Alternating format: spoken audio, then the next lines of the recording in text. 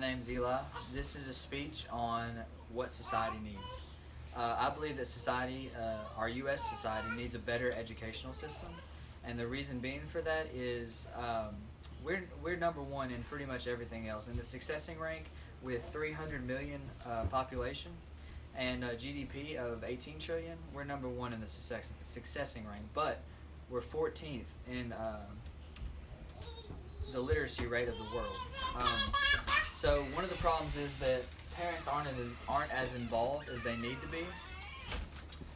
So what that means is parents will send their kids to school and they'll just forget about them.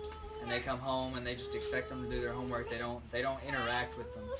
The more that the parents put into the school, the more that the kids are going to put into the school as well. So the U.S. literacy rate is actually 21% of adults can only read lower than a 5th grade reading level, and 14% of high school graduates can't read at all. Okay, so 38 million adults in the United States can't read. That's 19% of the population. Latvia, their literacy rate is 99.9%. So what's the difference between our education system and their education system? What are they doing differently? Well, for one, they're paying their teachers a lot more. And in 2016, it went up about 200 more euros than they already are paying them. Latvia, their renting percent is also 68% lower, and their tax rate is 21% lower. Okay, so their cost of living is also 28% lower than it is in the United States.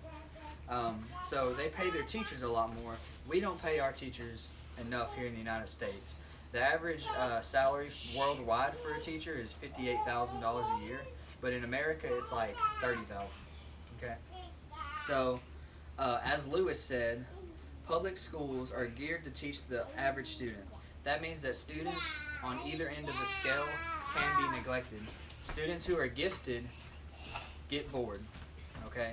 And students who are struggling get left further and further behind, okay? So, as Leprechaun said on debate.org, teaching is an undesirable profession because of the paychecks.